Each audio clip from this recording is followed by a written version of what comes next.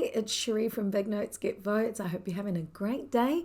I'm coming to you with another weekly Q&A. As a vocal coach, what I do before I work with my artists is I ask them a few questions to figure out what it is that they're wanting to do, a few well-being questions.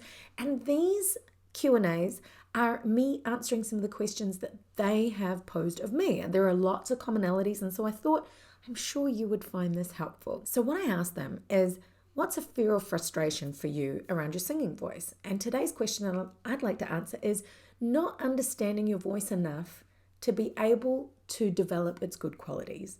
So I just thought maybe I'll break down some sound production 101 so that you can understand just a few of the moving parts. Now, when it comes to producing sound, for me, the most important thing is that you are doing it in the most efficient way possible. And that most definitely starts with having a healthy vocal instrument. So for me, it's vocal health first, and then secondly, making sure that you are producing sound safely and effectively.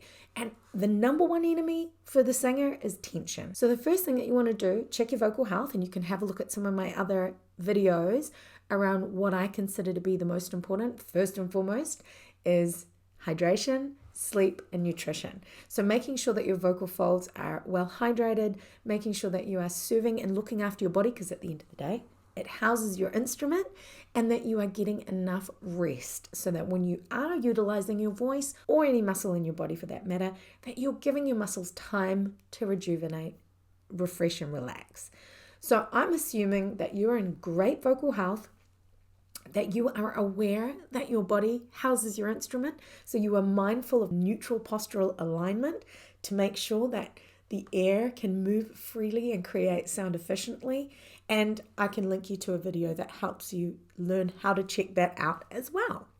So with that in mind, then there are the three fundamental elements of sound production. Now, I'm not a voice scientist, nor am I a medical doctor. So this is how it's been taught to me, and this is my understanding of it and how I share it with my coaching clients. So I hope you found this helpful. But please, if you are a voice scientist or anyone that has some great knowledge on physiology, pop some comments below about how I could maybe explain it better, or if you have anything that you'd like to add. Please comment if you have any questions as well. So let's kick off. The three elements that produce sound, firstly, it's air. Air is the power or the generator for the sound. So you need to have that energy. Air pressure needs to go underneath your vocal folds and vibrate them. Once the vibrator or the source of the sound, your vocal folds, have vibrated, they produce a sound wave. And that sound wave then moves those air particles.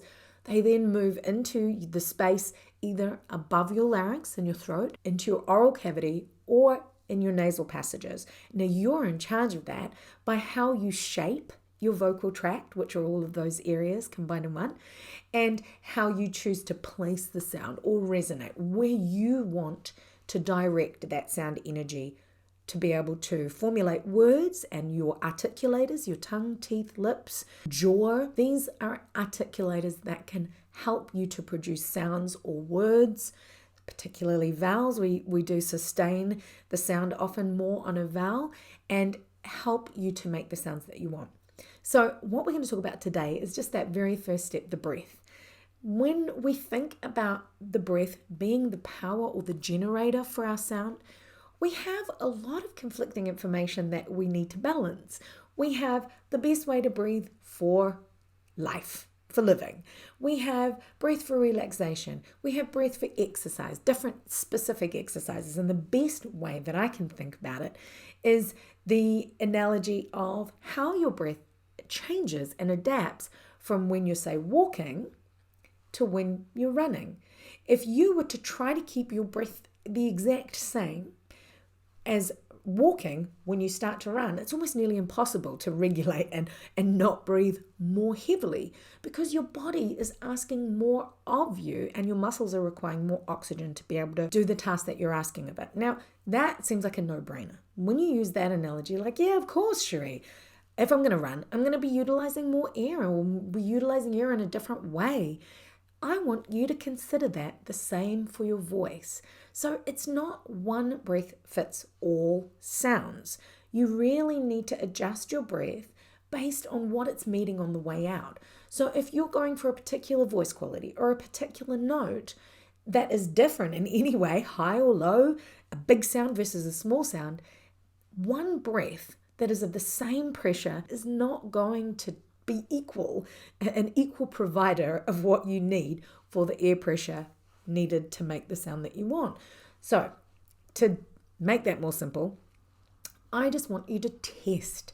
Everybody is different. That's the unique awesomeness of our voices. And I want you to consider trying to use, usually more than anything, less air. So I'm going to demonstrate for you Happy Birthday on what I would call a standard breath for singing. Most people, as they prepare to sing, go, and then they hold this breath back in, preparation for what they might need of it in a particular phrase. And then you have all this air that you have left to blow out. That used to be me. I would run scales, I'd be singing, and then I would end up breathing air out. But what was happening then is that to keep that air in reserve, to hold it back, I was having to call on some tension of muscles that have nothing to do with singing to help me keep that air in reserve in case I needed it. What I never did was adjusted the air accordingly based on, did I actually need more air? Now, there is a general rule of thumb that you will require more air pressure on lower notes and you will require less air pressure on higher notes based on the construction of your vocal folds. When you sing higher, and again, I'm really keeping this super simple, generally the muscle elongates, so you have less surface area. You don't need as much energy to make the vibration occur. When you have lower notes, the muscle shortens. So then you'll require slightly more energy or air pressure to vibrate the vocal folds. Now, our vocal folds are like the size of our pinky fingernail. They're tiny. This is very nuanced, and that's why singing is amazing, and learning to control your voice is a big job. There are lots of moving parts. There are lots of nuance involved with it, and that's just making sound. That's not even telling stories and crafting and adding your own special flair to whatever you're doing. But there are some basic rules of thumb.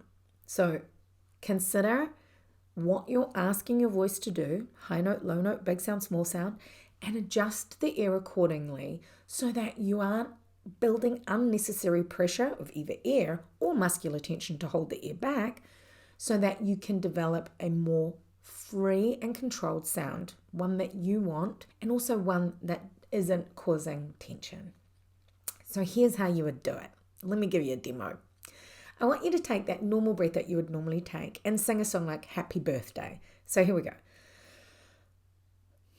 Happy birthday to you. Happy birthday to you. Happy birthday, happy birthday, happy birthday to you. One breath, but I felt the tension. I was like, and it was holding there until the air pressure started to release a little bit. And so not the most efficient way to produce the sound.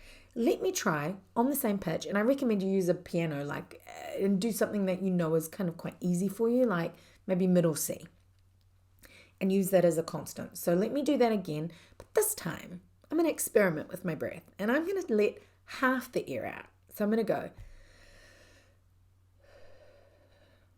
happy birthday to you, happy birthday to you.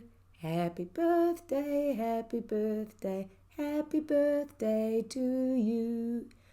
That was a little harder, but I managed to get through the whole phrase on half air out. So now I'm like, okay, am I working too hard when I'm like, and holding this air pressure back? And is letting half of my air out the right amount to be letting out? I need a little bit of experimentation, and I'm realizing that I may not need quite as much air as I think I do as I'm going into a particular phrase. But if you're only ever giving yourself that one big breath, take a big breath. Have you heard that before? If you're only using that one breath to power all of the sounds that you need to make, chances are some other muscles are going to need to come in and assist with that task. And what I'd love you to do is to be able to isolate and just let your breath adjust based on what it's meeting on the way out. And so if your breath is the generator or the energy, let it be adjustable. Next up is the source of the sound, the vocal folds, and then the options that you have once those sound waves come into the space above your larynx, to your throat, into your oral cavity, and into your nasal passages. But for now, I want you to focus on the breath element. Try the half air out trick. You're going to need to do it a couple of times. Get comfortable with adjusting your breath. And please put in the comments how you found it. Use happy birthday, something that's simple, and use a key that is relatively easy for you to navigate. And remember, happy birthday goes up a whole octave. So middle C is always a good one to start with for most people, but you can adjust. If you don't know what your vocal range is, I'll link you to a video of how to find your vocal range and to figure out what that sort of zone that your voice is comfortable in is. And I'll come back next week with the next element, the source of the sound, your vocal folds, how you can utilize that to understand what options you have, to understand how your voice works. And then the following week, I will share with you a little more about your resonator or your filter for your sound and how you can utilize that to also inform both healthy, efficient, and creative options for your voice. If you like this video, let me know. If you've got any questions, comment below because I'd love to answer them as well. Do subscribe, hit the like button, and I look forward to seeing you next week. Have a great day.